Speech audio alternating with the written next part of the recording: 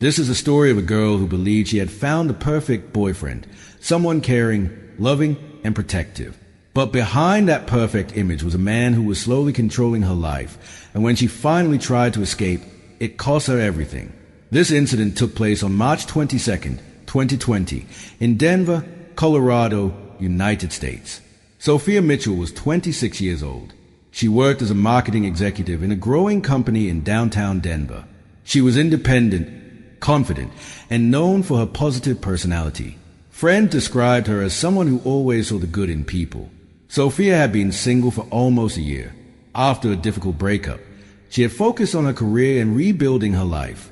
But deep down, she still believed in love. That's when Ethan Brooks entered her life. They met at a small networking event organized by a local business group. Ethan was charming, well-dressed, and extremely polite. He spoke confidently, listened carefully, and made Sophia feel important. "I don't usually come to events like this," he told her with a smile, "but I'm glad I did today." That one sentence stayed in Sophia's mind. They exchanged numbers. Within days, Ethan began texting her regularly. Good morning messages, good night messages, small check-ins throughout the day. It felt comforting, different. He was attentive in a way she had never experienced before. Within weeks, they started dating. At first, everything seemed perfect. Ethan planned thoughtful dates, quiet dinners, scenic drives, and weekend getaways. He remembered her favorite food, her work schedule, even the smallest details she casually mentioned. Sophia felt seen, understood, loved. Her friends noticed how quickly things were moving. "Don't you think it's a bit fast?" her friend Jessica once asked. Sophia laughed it off. When it feels right, it feels right. But slowly, things began to change. At first, it was subtle. Ethan would question her about her male co-workers. "Who was that guy you were talking to?" he would ask casually. Sophia didn't think much of it. "He's just a colleague." Ethan would smile. "I trust you. I just don't trust other guys." It sounded protective, caring, but it was the beginning of something darker. Over time, Ethan started calling her more frequently. If she didn't answer, he would text repeatedly. "Where are you? Why aren't you picking up? What are you doing?" Sophia began to feel pressure, but she ignored it. She told herself it was because he cared. Then came the control. Ethan started suggesting what she should wear. "That dress is too revealing. I think you look better in something simple." At first, Sophia adjusted just to avoid arguments. Then he began isolating her. "I don't like your friends," he said one evening. "They don't respect our relationship." Slowly, Sophia started spending less time with them, less time with family. Her world began to revolve around Ethan, and he made show of it. By early 2020, Sophia had changed. She was quieter, more distant.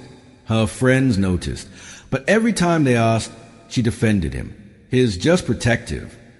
But protection had turned into control, and control was turning into fear. The turning point came in March. Sophia had received a job offer from another company, one that would require her to travel frequently. She was excited. It was a big opportunity. But when she told Ethan, his reaction was immediate. "No." Sophia was confused. "What do you mean, no?" "I mean you're not taking that job," he said firmly. Sophia laughed nervously. "It's my career, Ethan." That's when his tone changed. "You don't need that job. You have me." For the first time, Sophia felt something she had never felt before. Fear. That night, they argued. A serious argument. Sophia stood her ground. "I'm taking the job." Ethan stared at her silently, and then said something that would later haunt the investigation. "If I can't have you, no one will." 2 days later, Sophia went missing. She didn't show up for work. Her phone was turned off, and no one had heard from her. Her friends immediately contacted the police.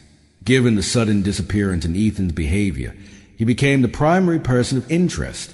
Detectives began their investigation. They searched Sophia's apartment. Everything looked normal. No signs of struggle. But something felt off. Her laptop was missing, and so was her phone. Ethan was questioned. He appeared calm. Too calm. "I haven't seen her," he told detectives. "We had an argument, and she left. But his story didn't fully match the timeline. Phone records showed that he was the last person to contact her. Surveillance cameras near Sophia's apartment revealed something critical. On the night she disappeared, Ethan's car was seen parked outside her building for nearly 2 hours, but he never mentioned being there. Police obtained a warrant to search his apartment. What they found changed everything. Inside, they discovered Sophia's phone, hidden inside a drawer. Her laptop was also there, but that wasn't all. Investigators found messages, hundreds of them, showing Ethan's obsessive behavior. He had been tracking her, monitoring her social media, even saving screenshots of her conversations. There were also handwritten notes detailing her daily routine, her schedule, her movements. It was clear this wasn't love, it was obsession. Then came the most disturbing discovery. In a storage unit rented under Ethan's name, police found physical evidence linking him directly to the crime. Blood traces, personal belongings, and signs of a violent struggle. Ethan was arrested immediately. During interrogation, he denied everything at first, but as evidence piled up, his story began to collapse. Finally, he confessed. According to Ethan, on the night Sophia disappeared, he went to her apartment to talk. But the conversation turned into another argument. Sophia told him she was leaving him. For good. That's when he lost control. He admitted to attacking her during the argument. What followed was a violent confrontation that ended with Sophia losing her life. Afterward, he panicked. He took her phone and laptop to erase evidence. Then he tried to clean up the scene and hide what he had done. But he underestimated the investigation. The trial began in early 2021. Prosecutors presented a clear narrative. Ethan wasn't a loving boyfriend. He was controlling, manipulative, and dangerous.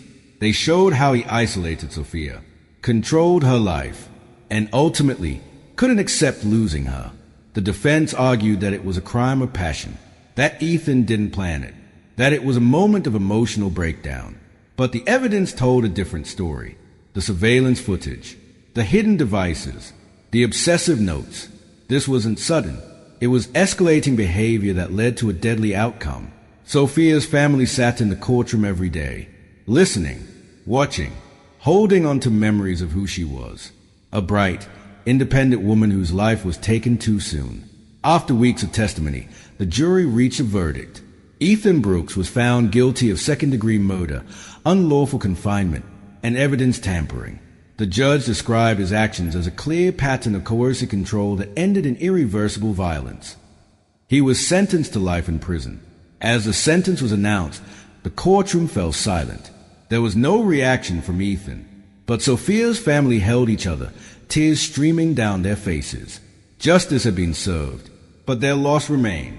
The case became widely discussed across the country, not just as a crime story, but as a warning about toxic relationships, about control disguised as love, about how dangerous behavior often starts small.